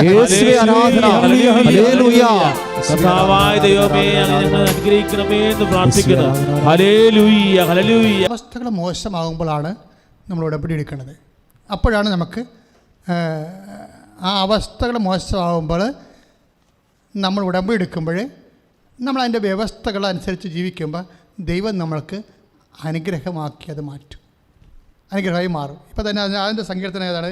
അതായത് ഇപ്പോൾ സങ്കീർത്തനം 119:26 ഉണ്ടാ. സങ്കീർത്തനം 119:26 എൻ്റെ അവസ്ഥകൾ വിവരിച്ചപ്പോൾ അങ്ങ് എനിക്ക് ഉത്തരം നൽകി. എൻ്റെ അവസ്ഥ പറഞ്ഞപ്പോഴേ അങ്ങ് എന്നോട് പറഞ്ഞു ഉടമ്പടി എടുക്കാൻ പറഞ്ഞെന്ന്. അതാണ് സംഭവം. സങ്കീർത്തനം 119:26 എൻ്റെ അവസ്ഥകൾ വിവരിച്ചപ്പോൾ അങ്ങ് എനിക്ക് ഉത്തരമരളി. എന്തുത്തരവാണ് എരളിയത്? ഉടമ്പടി എടുക്കാൻ പറഞ്ഞിരിക്കുക. എന്താ പറഞ്ഞിരിക്കുന്നത്? താഴെ ഉണ്ട്, അങ്ങയുടെ ചട്ടങ്ങൾ എന്നെ പഠിപ്പിക്കണമേ. Price the Lord. അതാണ് ജ്ഞാനത്തിലെ എൻ്റെ അവസ്ഥകൾ ഞാൻ പറഞ്ഞപ്പോഴേ ജ്ഞാനം കിട്ടിയവർക്ക്. എന്താ കാണുന്നത്? അവസ്ഥ മാറണമെന്നുണ്ടെങ്കിൽ ചട്ടം പഠിച്ചാൽ മതിയെന്ന്. ചട്ടം എന്ന് പറഞ്ഞാൽ എന്താണ്? പ്രമാണം. പ്രമാണം എന്ന് പറഞ്ഞാൽ എന്താണ്? അതാണ് ഉടമ്പടി എന്ന് പറയുന്നത്. ഉടമ്പടിക്ക് ഒരു പ്രമാണമാണത്. എന്താണ്? നീ ഭൂമിയിൽ ദീർഘകാലം ജീവിക്കാൻ എന്ത് ചെയ്യണം? നിൻ്റെ മാതാപിതാക്കന്മാരെ ബഹുമാനിക്കുക. അപ്പോൾ ദീർഘകാലം അഭിവൃദ്ധിയോടെ ജീവിക്കാൻ എന്ത് ചെയ്യണം? അത് മാതാപിതാക്കന്മാരെ ബഹുമാനിക്കുക. പ്രമാണം അതാണ്. അപ്പോൾ എല്ലാ ഐശ്വര്യവും വരണത് പ്രമാണത്തിലൂടെയാണ്. അവൻ പറയണ പോലെ ചെയ്തുകൊണ്ടാണ്. അപ്പോൾ അങ്ങനെ വന്നപ്പോൾ എന്ത് സംഭവിച്ചു? അങ്ങനെ പ്രമാണങ്ങൾ നിർദ്ദേശിക്കുന്ന വഴി എനിക്ക് കാണിച്ചു തരണമേ. അതാണ് ഉടമ്പടി ചെയ്യണത്. അവസ്ഥകൾ വിവരിക്കുമ്പോഴേ സങ്കീർത്തനം 119:27 അനുസരിച്ച് കൊണ്ട് അങ്ങയുടെ പ്രമാണങ്ങൾ നിർദ്ദേശിക്കുന്ന വഴി എനിക്ക് കാണിച്ചു തരണമേ. എന്താ അടുത്ത വചനം? ഞാൻ അങ്ങയുടെ അത്ഭുത കൃത്യങ്ങളെ പറ്റി ധ്യാനിക്കും. ഞാൻ സാക്ഷ്യം പറയാവുന്നത്. അതാണ് ഇവിടെ സംഭവിക്കുന്നത്. സാക്ഷ്യം എന്ന് പറയുന്നത് ഞാൻ സാക്ഷ്യം പറയും. എൻ്റെ അവസ്ഥകൾ വിവരിക്കുമ്പോൾ അങ്ങനെയോട് പറയും, അവൻ പറയുന്ന പോലെ ചെയ്യാൻ പറയും. അപ്പോൾ എനിക്ക് സംഭവിക്കും, ഞാൻ പ്രമാണമനുസരിച്ച് ജീവിക്കും. അപ്പോൾ ഞാൻ സാക്ഷ്യം പറയും. അതാ പറയണത്, ഞാൻ അങ്ങയുടെ അത്ഭുത കൃത്യങ്ങളെക്കുറിച്ച് ധ്യാനിക്കും. Praise the Lord. അതായത് എങ്ങോട്ട് തിരിഞ്ഞാലും ഇതാണ് സംഭവം. ഒരു പക്ഷേ ഈ വർഷത്തെ വെളിപ്പെടുത്തിയ ഉടമ്പടിയുടെ ഏറ്റവും നിഗൂഢമായ ഒരു വചനമാണ് ഇത് ഗുപ്തമായിരുന്ന ഒരു വചനമാണ്. കർത്താവ് ഈ സെക്കൻഡിൽ ഇപ്പോൾ എന്നെ കാണിച്ചു തന്നതാണ്. ഇപ്പോൾ കാണിച്ചു തന്നതാണ് കർത്താവ്. സംസാരിച്ചുകൊണ്ടിരിക്കുന്ന സമയത്ത് കാണിച്ചു തന്നതാണ്. അപ്പോൾ നമുക്ക് കർത്താവ് സ്തുതിക്കാം. സ്തുതിക്കട്ടെ. ഹല്ലേലൂയ.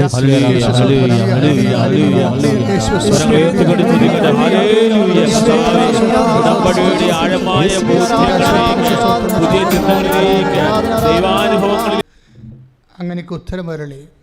അപ്പം ഈ അവസ്ഥകൾ ചില സമയത്ത് ചില അവസ്ഥകൾ ദൈവം തന്നെ ഉണ്ടാക്കും.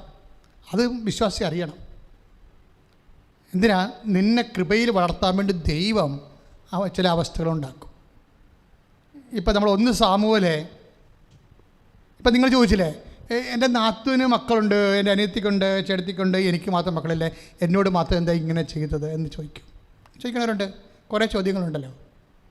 എല്ലാവർക്കും അവർക്കെല്ലാം ആമക്കളെ കൊടുത്ത് എനിക്ക് മാത്രം 3 പെൺമക്കളെ തന്ന് എന്തെല്ലാം ചോദ്യങ്ങളാണ്. ദൈവത്തിനെ കൈ കിട്ടുകയാണെങ്കിൽ ചോദ്യങ്ങൾ മാത്രമേ ഉണ്ടാകത്തുള്ളൂ. ദൈവത്തിനെങ്ങാനും മനുഷ്യൻ്റെ കൈ കിട്ടുകയാണെങ്കിൽ ചോദ്യം മാത്രം. എന്താ കാര്യം? എൻ്റെ അനിയത്തിക്ക് 2 ആമക്കളെ കൊടുത്തു, എൻ്റെ ചേട്ടത്തിക്ക് 2 ആമക്കളെ കൊടുത്തു, എനിക്ക് 2 പെൺമക്കളെ തന്നിരിക്കണത്. പെൺമക്കളെ കേൾപ്പിച്ച് പറയത്തില്ല. അവരെങ്ങാനും പറഞ്ഞാൽ അവരെ തന്നെ അപ്പം തന്നെ വനിതാ കമ്മീഷനിൽ പോവും. അത് മനസ്സിൽ പറയും. പെൺമക്കളെ കിട്ടിയതൊക്കെ എന്നാ കുഴപ്പമുണ്ടായത് അവർ വേണേൽ അവിടെ നിന്ന് ചോദിക്കും. ഇപ്പോഴത്തെ പെൺപിള്ളേരുടെ പേര് ബോൾഡ് എന്നല്ലേ, അല്ലെ പെൺപിള്ളേരുടെ പേരിലല്ല. അവർ ബോൾഡാണ് തോന്നണത്. പറയണത് ചിലപ്പോൾ ഈ ബോൾഡിൻ്റെ പേരിൽ അഭ്യാസമായിരിക്കും പറയാം, ഇതായിക്കോട്ടെ. പക്ഷേ ചില സമയത്ത് ആൾക്കാർക്ക് അങ്ങനെ തോന്നും ദൈവത്തോട് ചോദിക്കാൻ. കാര്യം അത് ദൈവത്തിൻ്റെ നിധിയാണെന്ന് നീ തിരിച്ചറിഞ്ഞില്ല എന്നുണ്ടെങ്കിൽ നിനക്ക് കിട്ടിയതും കിട്ടാത്തതും ഒരുപോലെ ഇരിക്കും. നിധി എപ്പോഴും നിധിയാകണം. എങ്ങനെയാണ്? നിധി തിരിച്ചറിയുമ്പോഴാണ്. 2 പെൺമക്കളെ കിട്ടിയിരിക്കണം, അത് നിധിയാണ് ദൈവം തന്നിരിക്കുന്നത്. പക്ഷെ നിനക്കറിയാൻ പറ്റണില്ല. നീ എപ്പോഴും നോക്കണത് അയൽവാസിക്ക് 2 ആൺമക്കളാണ്, അപ്പുറത്ത് 2 ആൺമക്കളാണ്, അനിയത്തിക്ക് 2 ആൺമക്കളാണെന്ന് പറഞ്ഞാൽ അങ്ങോട്ട് നോക്കിക്കൊണ്ടിരിക്കുകയാണ്. അതായത് നിധി തിരിച്ചറിയാത്ത ആൾക്കാർ ഒത്തിരി ഉണ്ട്. കർത്താവ് നമ്മുടെ ഇതില്ലേ, ഈ കർത്താവ് എപ്പോഴും പറഞ്ഞത് നിധി എപ്പോഴും തിരിച്ചറിയണമെന്നാണ് പറഞ്ഞിരിക്കുന്നത്. സങ്കീർത്തനം, അതായത് മത്തായി ശ്രീകാരുടെ സുവിശേഷം 13-ാം അധ്യായത്തിൽ നിധി തിരിച്ചറിയാൻ പറയുന്നുണ്ട്. മത്തായി ശ്രീകാരുടെ സുവിശേഷം 13-ാം അധ്യായത്തിൽ, അതായത് സ്വർഗരാജ്യം വയലിൽ ഒളിച്ചു വെച്ചിരിക്കുന്ന നിധിക്ക് തുല്യമാണ്. അപ്പം നിന്നെ സംബന്ധിച്ചിടത്തോളം നിൻ്റെ സ്വർഗരാജ്യം ചിലപ്പോൾ 2 പെൺമക്കളിലൂടെ ആയിരിക്കും ദൈവം നിനക്ക് തരണത്. കാര്യം നിൻ്റെ ദൈവഹിതം അതായിരിക്കും. ചിലപ്പോൾ നിനക്ക് മക്കളില്ലാതായിരിക്കാം, ചിലപ്പോൾ നിൻ്റെ ദൈവരാജ്യം അതായിരിക്കും. എന്താ കാര്യം? 1 സാമുവേൽ 1:5 വായിക്കണേ വെച്ചേ. 1 സാമുവേൽ 1:5. ഹന്നായെ കൂടുതൽ സ്നേഹിച്ചിരുന്നെങ്കിലും ആര് സ്നേഹിച്ചിരുന്നെങ്കിൽ എൽക്കാന, അത് വഴി, അത് വേറെ വിഷയം. പറ. അവർക്കൊരംശം മാത്രമേ സമ്പത്ത് നൽകിയിരുന്നുള്ളൂ. എന്തെന്നാൽ കർത്താവ് അവളെ വന്ധ്യയാക്കിയിരുന്നു. അതാണ് അവസ്ഥ. അതാരും ആക്കിയതല്ല, കർത്താവ് അവളെ വന്ധ്യയാക്കിയെന്ന്. ഇപ്പം കർത്താവിന് ഈ അവസ്ഥ ഉണ്ടാക്കുന്ന വിഷയമുണ്ട്. മനസ്സിലായില്ലേ? നിങ്ങൾ ദൈവമായിട്ട് മുന്നോട്ട് പോകണമെങ്കിൽ ഈ കളികളെല്ലാം പഠിക്കേണ്ടി വരും. ചില വിഷയത്തിൽ കർത്താവ് തന്നെ അങ്ങനെ ഡെലിബറേറ്റായിട്ട് ചെയ്യും. അങ്ങനെ ചെയ്യണ സമയത്ത് ഇപ്പം നീ അവൻ അത്യുന്നതിൻ്റെ പുത്രനെന്ന് വിളിക്കപ്പെടുകയൊക്കെ മറിയത്തോട് പറയുമ്പോഴും മറിയം ഉടനെ പ്രൈസ്തലോടൊന്നും പറയണ്ട, കർത്താവിൻ്റെ ദാസി എന്ന് പറഞ്ഞാൽ മതിയെന്ന് പറഞ്ഞത് ആരാണ്? പറഞ്ഞ പ്രൈസ്തലോടെന്ന് പറയേണ്ട കാര്യമാണത്. മറിയത്തിനെ കൊണ്ട് എന്തുകൊണ്ടാണ് പ്രൈസ്തലോടെന്ന് പറയിപ്പിക്കാതെ കർത്താവിൻ്റെ ദാസി എന്ന് പറഞ്ഞത്? ഈ അത്യുന്നതിൻ്റെ പുത്രനെന്ന് വിളിക്കപ്പെടുന്ന മുമ്പ് 2-3 പരീക്ഷ ഉണ്ട്. അതാണ് കുഴപ്പം. വേറെ കുഴപ്പമൊന്നുമില്ല. ഗെത്സെമനിൽ ഒന്ന് കിടക്കണം, ചോര പുറത്തുനിന്ന് വരും. വേറെ കുഴപ്പമൊന്നും, വേർപ്പിന് വരും, ചോര വരും പുറത്ത്. കുരിശേ കിടക്കണം, തുണിയില്ലാതെ കിടക്കേണ്ടി വരും. അത്യുന്നതിൻ്റെ പുത്രനെന്ന് വിളിക്കണ മുമ്പ് 2-3 പരീക്ഷ ഉണ്ട്. അതുകൊണ്ട് നീ ഉടനെ കയറി പൈസ്തലോടൊന്നും പറയണ്ട, ആ പരീക്ഷ എല്ലാം കഴിഞ്ഞതിന് ശേഷം പറഞ്ഞാൽ മതി. ആ പരീക്ഷയെക്കുറിച്ച് ഏറെക്കുറെ ഒരു ധാരണ കിട്ടിയപ്പോൾ മറിയം പറഞ്ഞ് my soul magnifies the Lord എന്ന് പറഞ്ഞ് ഈ പരീക്ഷയെക്കുറിച്ച് പിടികിട്ടിയപ്പോഴാണ്. പരീക്ഷ തുടങ്ങിയല്ലേ അവർ. എലിസബത്തിൻ്റെ വീട്ടിലോട്ട് ഔസേപ്പിതാവ് സംശയിക്കുന്ന സമയത്ത് എലിസബത്തിൻ്റെ വീട്ടിലോട്ട് പോകുന്നതോടുകൂടി അവരെ പരീക്ഷ തുടങ്ങി. അപ്പോൾ അതിനുള്ള പരിശുദ്ധാത്മാവ് കുറേ കാര്യങ്ങൾ പറഞ്ഞു. ആ കാര്യങ്ങളെല്ലാം മനസ്സിൽ വെച്ചുകൊണ്ട് ജ്ഞാനം കിട്ടിയപ്പോഴാണ് പറഞ്ഞത്, ഇത് ഇങ്ങനെ തന്നെ പോകത്തുള്ളൂ. അതുകൊണ്ട് നിനക്ക് പറഞ്ഞിരിക്കണ ഹൃദയത്തിൽ സംഗ്രഹിക്കുന്ന പരിപാടിയാണ്. എന്തെല്ലാം വിഷയം ഉണ്ടായി നീ ഹൃദയം സംഗ്രഹിക്കണം. കുരിശ് കഴിഞ്ഞ് മാത്രമേ നമുക്ക് തമ്മിൽ കാണാൻ പറ്റത്തുള്ളൂ. അയ്യോ, അമ്മയോട് പറയണതാണ് അപ്പ, മോളെ ഒന്നും വിചാരിക്കരുത്, 10-32 വർഷം കഴിഞ്ഞ് മാത്രമേ നമുക്ക് തമ്മിൽ കാണാൻ പറ്റത്തുള്ളൂ. അതുവരെ കാണാത്ത ദൈവത്തിൻ്റെ വചനം കാണാതെ വിശ്വസിച്ചുകൊണ്ട് അമ്മ ജീവിക്കും. ശ്രുതികട്ടെ,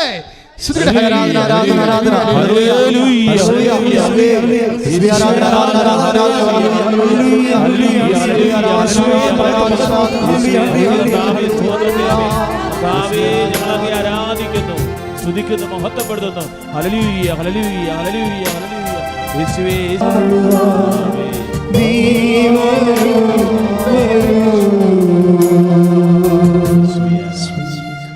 നിങ്ങളുടെ ജീവിതത്തിൻ്റെ പ്രാർത്ഥനയുടെ ചാലുവിൽ പലപ്പോഴും ഒരു ആബ്സൻസ് ഓഫ് ഗോഡ് ഫീൽ ചെയ്യാനുള്ള സാധ്യതയുണ്ട്.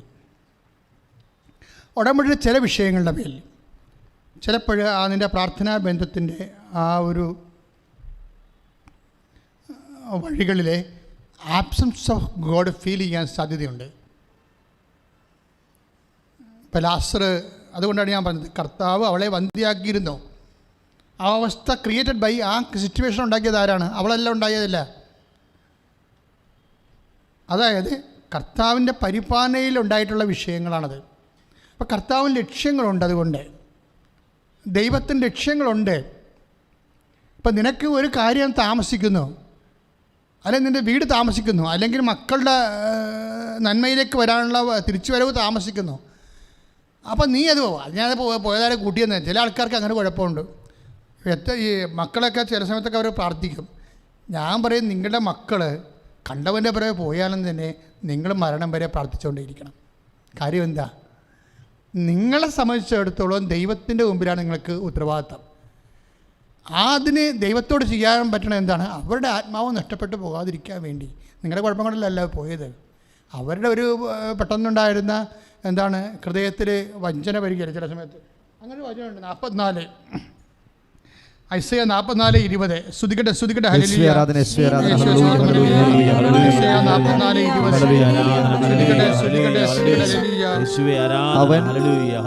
വെണ്ണീർ ഭുജിക്കുന്നു, അവൻ വെണ്ണീർ ഭുജിക്കുന്നു. അവന്റെ വഞ്ചിക്കപ്പെട്ട ഹൃദയം അവനെ വഴിതെറ്റിക്കുന്നു. അങ്ങനെ സംഭവിക്കാം മക്കൾക്ക്. ഇപ്പം സങ്കര വിവാഹമൊക്കെ നടക്കണം അങ്ങനെയാണ് ഈ സംഭവമാണ്. അവന് വെണ്ണീർ ഭുജിക്കുന്നു.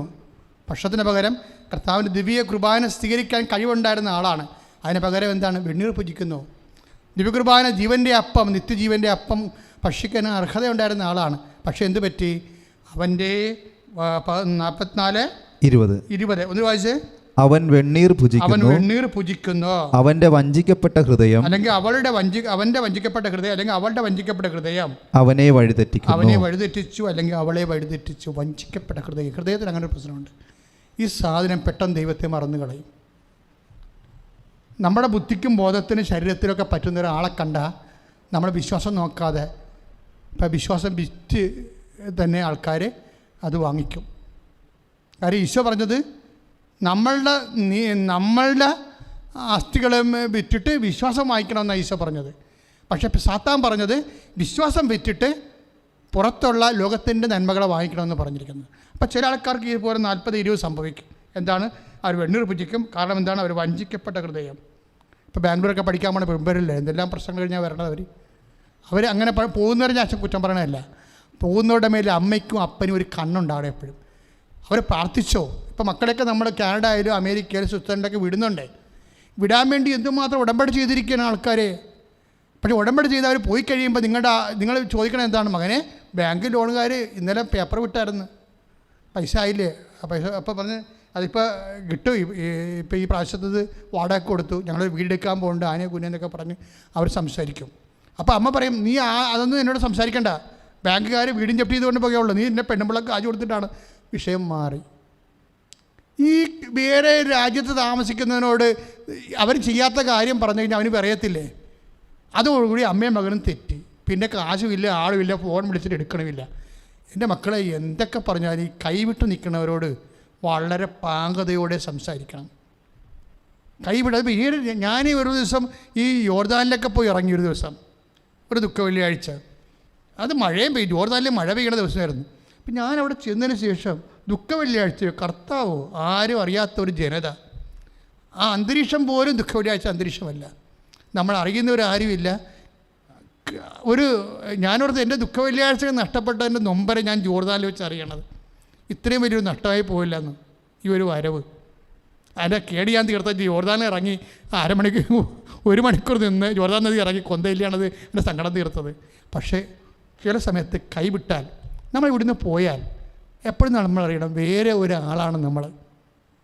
അതിൻ്റെ ഭാര്യയായാലും ഭർത്താവായാലും മക്കളായാലും.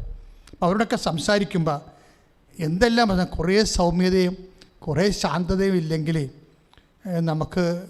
നമ്മൾ ഇത്രയും നാൾ ഇൻവെസ്റ്റ് ചെയ്തതെല്ലാം പോകും. അത് വളരെ അമ്മമാരോട് അവർക്ക് വേണ്ടി ഇൻ കേസ് ഈ വഞ്ചിക്കപ്പെട്ട ഹൃദയത്തിൽ ഇപ്പം ചില ആൾക്കാർ എന്തെങ്കിലും തരത്തിൽ സ്വാഭാവികമായ ഒരു പണ്ടത്തെ പോലെയുള്ളൊരു ഫ്ലോ കിട്ടുന്നില്ലെങ്കിൽ അവളുടെ ഹൃദയം വഞ്ചിക്കപ്പെട്ടു എന്ന് നീ മനസ്സിലാക്കണം, അവൻ്റെ ഹൃദയം വഞ്ചിക്കപ്പെട്ടു എന്ന് നീ മനസ്സിലാക്കണം. പക്ഷേ നീ എന്ത് ചെയ്യണം? നീ അമ്മയെപ്പോലെ സൈലൻ്റായിട്ട് പ്രാർത്ഥിച്ചുകൊണ്ടിരിക്കണം ആ വിഷയം. പക്ഷേ നീ ഒരു കാര്യം ചെയ്യണം. അമ്മയെന്ന രീതിയിൽ ബാങ്ക് ലോൺ അടക്കാനായല്ലോ, ബാങ്കുകാരെ പേപ്പർ വിട്ടിട്ടുണ്ടല്ലോ, പിന്നെ അനിയത്തിയുടെ മകളുടെ ബൗത്തീസ് വരുന്നല്ലോ, അനിയത്തിക്ക് പെങ്ങൾക്ക് പെങ്ങളുടെ മകൻ്റെ കുർബാനയ്ക്കുള്ളപ്പോഴാണല്ലോ, അങ്ങനെയാണല്ലോ എന്നൊക്കെ പറഞ്ഞ് അമ്മമാർ അവരോട് പറയും. അതിനൊക്കെ അതില്ല, ഞാൻ പൈസ അയക്കുന്നുണ്ട് അമ്മ നോക്കിയില്ലേ, കഴിഞ്ഞ ആഴ്ച തന്നതിന്, കഴിഞ്ഞ മാസം തന്നതിൻ്റെ അതുകൊണ്ട് ഉദ്ദേശിച്ചുകൊണ്ട് തന്നിരിക്കണത്. അതൊക്കെ തീർന്നല്ല എന്ന് പറയും. ഇങ്ങനെ കാശ് അയക്കണില്ലെന്നല്ലാതെ നീ കഴിഞ്ഞ ദിവസം കുർബാനയ്ക്ക് പോയായിരുന്നോ, നോൻപായിരുന്നല്ല തുടങ്ങിയത് എന്ന് അമ്മമാർ ചോദിക്കുന്നില്ലെങ്കിൽ നിങ്ങളൊരു ഉഡായിപ്പമ്മയാണ്. അമ്മയുടെ വേഷം കിട്ടി നടക്കണ സാക്ഷാത്ത് തള്ള. എന്താ കാര്യം? അമ്മയാണെങ്കിൽ ദൈവപൈതലിൻ്റെ മക്കളെ അമ്മേനെയാണ് മാതാവിനെ അമ്മയെന്ന് വിളിക്കണത്. സാധാരണ മനുഷ്യന്മാരെ ജനിപ്പിക്കണത് ആൾക്കാരൊക്കെ തള്ളെന്ന് വിളിക്കണത് ഇല്ലേ, തള്ളപ്പട്ടി, തള്ളപ്പശു എന്നൊക്കെ പറയത്തില്ല നമ്മൾ. അങ്ങനെ ദൈവത്തിനെക്കുറിച്ച് ചോദിക്കണം അവരോട്. എന്നിട്ട് നീ വചനം വായിച്ച് കാണിച്ചു കൊടുക്കണം. അല്ലാതെ നിങ്ങൾ അവിടുത്തെ ഇവൻ കയറിപ്പോണ വരെ മുഴുവൻ പ്രാർത്ഥന, കയറിക്കഴിഞ്ഞാൽ മുഴുവനും പണം, അങ്ങനെ രീതിയിൽ പോകരുത്. ഈ വിഷയത്തിലെല്ലാം ഹൃദയം വഞ്ചിക്കപ്പെടാതിരിക്കാൻ വേണ്ടി, അവൻ്റെ വഞ്ചിക്കപ്പെട്ട ഹൃദയം അവനെ വഴിതെറ്റിക്കുന്നു, മനുഷ്യനെ വഴിതെറ്റിക്കണം. അങ്ങനെയാണ്. അങ്ങനെ ചെയ്യാതിരിക്കാൻ വേണ്ടി അമ്മയ്ക്കും അപ്പനും കാവലുണ്ട്, ദൈവത്തിൻ്റെ തിരുസന്നിധിയിൽ ഒരു കാവലുണ്ട്. അപ്പം അത് നമ്മുടെ ജോലിയാണത്. നമ്മൾ വാച്ച്മാനാണ് ആ കാര്യത്തിൽ. വാച്ച്മാനും വാച്ച് ഉമ്മണും നമ്മുടെ കയ്യിൽ നിന്ന് കാണാമറയത്ത് പോയ മക്കൾക്ക് നമ്മൾ വാച്ച്മാനായ ദൈവത്തിരുസന്നിധിയിൽ നിൽക്കും. കാണാമറയത്ത് പോയ മക്കൾക്ക് വേണ്ടി നമ്മൾ വാച്ച് ഉമ്മണായിട്ട് കർത്താവിന് തിരുസന്നിധിയിൽ നിൽക്കും. അങ്ങനെയുള്ളവർക്ക് ആ ബോധം ഉണ്ടായി ബാക്കിയുള്ളതെല്ലാം ദൈവം ചേർത്ത് നൽകും. അത് നിങ്ങൾ പേടിക്കേണ്ട, വിഷമിക്കേണ്ട കാര്യമൊന്നുമില്ല. കാര്യം ദൈവം, നിങ്ങൾ ദൈവദൃസന്നിധിയിലാണ് അവർക്ക് വേണ്ടി നിൽക്കണമെങ്കിൽ നിൻ്റെ മകൻ നിനക്ക് നഷ്ടപ്പെടുത്തില്ല, നിൻ്റെ മകൾ നിനക്ക് നഷ്ടപ്പെടുത്തില്ല, കുടുംബത്തിൽ നഷ്ടപ്പെടുത്തില്ല. ശ്രദ്ധിക്കട്ടെ. യേശുവേ ആരാധന. ഹല്ലേലൂയ ഹല്ലേലൂയ. യേശുവേ ആരാധന.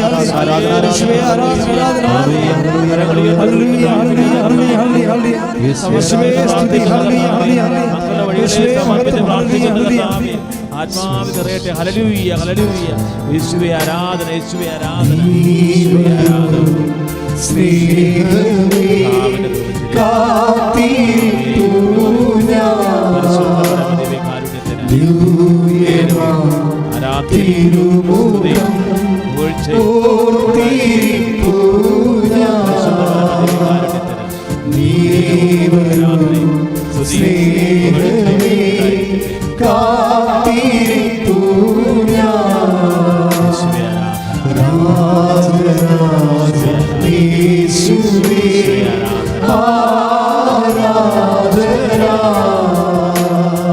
പരിശുദ്ധ പരമദിവ്യകാരുണ്യത്തിന്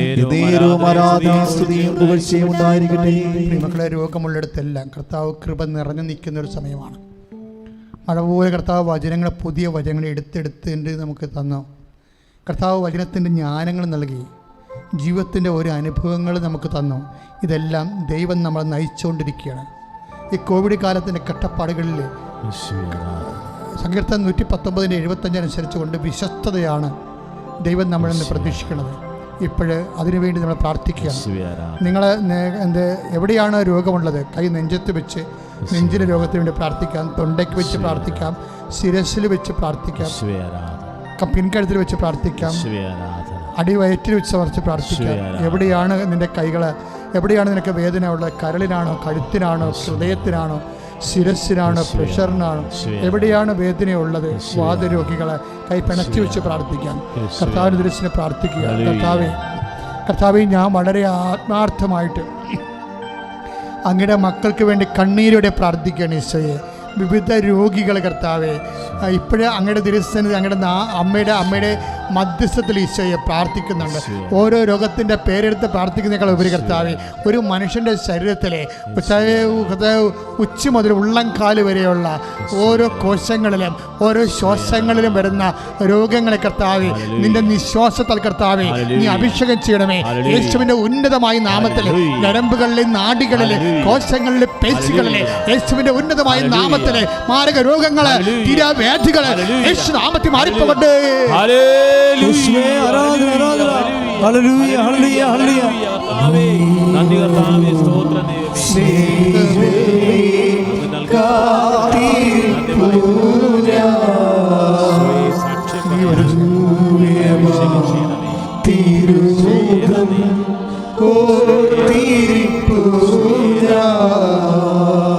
മക്കളെ, ജോലിയില്ലാത്തവരെ, വീടില്ലാത്തവര്, വിവാഹം ഒത്തുവരാത്തവര്, മക്കളില്ലാത്തവര്, മക്കൾ ദുർനടപ്പിൽ പോയവര്, ഇങ്ങനെ വ്യത്യസ്തമായ അവസ്ഥകളിൽ ജീവിക്കുന്നവരുണ്ട്.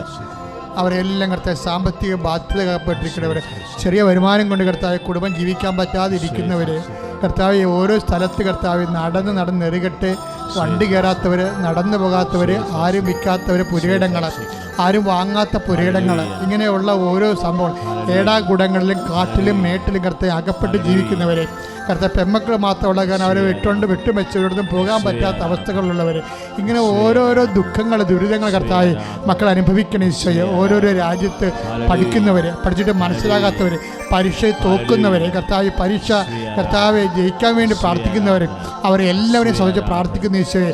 കർത്താവ് ശരീരത്തിൽ കർത്താവ് മുഴയുള്ളവരെ, സിസ്റ്റുള്ളവരെ, ഗർഭപാത്രത്തിൽ സിസ്റ്റുള്ളവർ കർത്താവ്, അരസസ് ഉള്ളവർ, അൾസർ രോഗികൾ കർത്താവ്, പ്രഷർ രോഗികൾ, ഷുഗർ രോഗികൾ കർത്താവ്, വലിവ് രോഗികൾ, ആസ്മ രോഗികൾ കർത്താവ്, നടുവിലെ വേദന ഒരു കിഡ്നി രോഗികൾ കർത്താവ്, സ്പോണ്ടിലോസ് അസുഖമുള്ള കർത്താവ്, തൈറോയ്ഡ് രോഗികൾ, ടോൺസിലൈറ്റ് രോഗികൾ കർത്താവ്, തലച്ചോറ് കർത്താവ്, മരയിപ്പുള്ളവർ, ബ്ലോക്കായവർ, സ്ട്രോക്കായവർ കർത്താവ് സമർപ്പിച്ച് പ്രാർത്ഥിക്കുന്നു. ഹൃദയത്തിന് കർത്താവ് ബ്ലോക്കുള്ളവർ, തലച്ചോറിന് സ്ട്രോക്കുള്ളവർ സമർപ്പിച്ച് പ്രാർത്ഥിക്കുന്നു. എൻ്റെ കർത്താവിൻ്റെ ഉന്നതമായ നാമത്തിൽ, എൻ്റെ കർത്താവിൻ്റെ ഉന്നതമായ നാമത്തിൽ, സഭയുടെ അധികാരത്തിൽ, കുരിശിൻ്റെ അടയാളത്തിൽ, ദൈവശക്തിയാൽ മാരക രോഗങ്ങള്, തീരാവേദികള്, മാരക രോഗങ്ങള് യേശുനാമത്തിൽ, അമ്മ മാതാവിന്റെ മധ്യസ്ഥതയിൽ യേശുനാമത്തിൽ മാറിപ്പോകട്ടെ.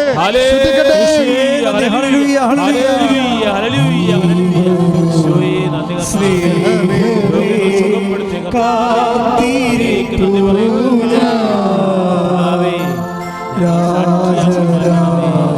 യേശുവേ ആരാധന ഈ ഒരു യേശുവേ സ്നേഹമേ കാത്തിരിപ്പു ഞാൻ യേശുവേ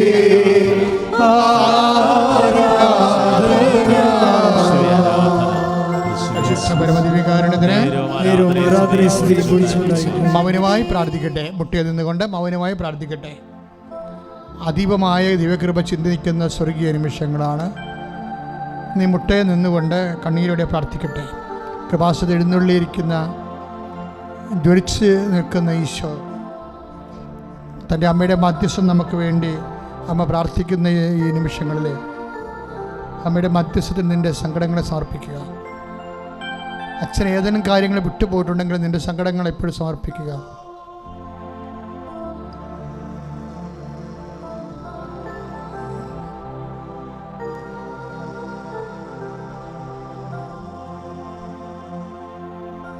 നമുക്ക് സമാപനാശീർവാദമാണ്. കരങ്ങൾ ഉയർത്തിക്കൊണ്ട് സ്തുതിക്കട്ടെ. യേശുവേ സ്തോത്രം, യേശുവേ നന്ദി കർത്താവേ. ഇരു കരങ്ങൾ ഉയർത്തി അതിശക്തമായിട്ട് സ്തുതിക്കട്ടെ. ഇതാ ദിവ്യകാരുണ്യ ഈശോ നിങ്ങളെയും നിങ്ങളുടെ ഉടമ്പടി നിയോഗങ്ങളുടെ മേൽ ദിവ്യകാരുണ്യത്തിൻ്റെ മുദ്ര പതിക്കപ്പെടുകയാണ്. കർത്താവായ ഈശോയുടെ വലിയ അഭിഷേക ശക്തി ഈ ആരാധനയിലൂടെ നൽകപ്പെടുകയാണ്. നിങ്ങൾ പ്രാർത്ഥിച്ച ഓരോ രോഗങ്ങളുടെ മേൽ ദുരിതങ്ങളുടെ മേലും ദിവ്യകാരുണ്യത്തിൻ്റെ മുദ്ര പതിയുന്നു. കരങ്ങൾ ഉയർത്തി ശക്തമായി സ്തുതിക്കട്ടെ. ഹല്ലേലൂയ ഹല്ലേലൂയ ഹല്ലേലൂയ ഹല്ലേലൂയ ഹല്ലേലൂയ. കർത്താവേ ഉടമ്പടിയെടുത്ത മക്കളെ അവരെ സ്പർശിക്കണമേ, അവരുടെ ആർദ്രയോഗങ്ങൾ ഏറ്റെടുക്കണമേ. കർത്താവേ അനേകായിരം പേര് ബഹുമാനപ്പെട്ട ജോസഫിന്റെ കയ്യൊപ്പുറത്തുകൊണ്ട് സ്വീകരിച്ചു പോയ രോഗികളെ കർത്താവേ സമ്പൂർണ്ണ സൗഖ്യത്തിലേക്ക് നയിക്കണമേ. കൊറോണ വൈറസ് രോഗികളെ രോഗികളെ സുഖപ്പെടുത്തണമേ കർത്താവേ. ഈ ശുശ്രൂഷ കർത്താവേ ലോകത്തിന്റെ നാനാഭാഗങ്ങളിൽ നിന്ന് ടെലിവിഷൻ ചാനലിലൂടെ കണ്ട് പ്രാർത്ഥിക്കുന്നവരെ അവരുടെ നിയോഗങ്ങളെ സ്പർശിക്കണമേ. ലൈറ്റ് ക്യാൻഡിൽ പ്രയർ റിക്വസ്റ്റിൽ പ്രാർത്ഥിച്ചവരെ സ്പർശിക്കണമേ കർത്താവേ. ലോകം മുഴുവനായിരിക്കും ഓരോ മക്കളെ സ്പർശിക്കണമേ കർത്താവേ. തിരുസഭയെ സ്പർശിക്കണമേ കർത്താവേ. കൃപാസനത്തിൽ നടന്ന പരിശുദ്ധമ്മയുടെ പ്രത്യക്ഷീകരണം തിരുസഭ ഏറ്റെടുക്കാൻ കർത്താവേ. അമ്മയുടെ ഭക്തി ലോകം മുഴുവൻ അഭിഷേകമായി തീരാൻ, ഉടമ്പടി പ്രാർത്ഥന ലോകം മുഴുവൻ ജനതയ്ക്ക് അനുഗ്രഹമായി തീരാൻ കർത്താവേ തിരുസഭയെ ആശീർവദിക്കണമേ. Hallelujah hallelujah.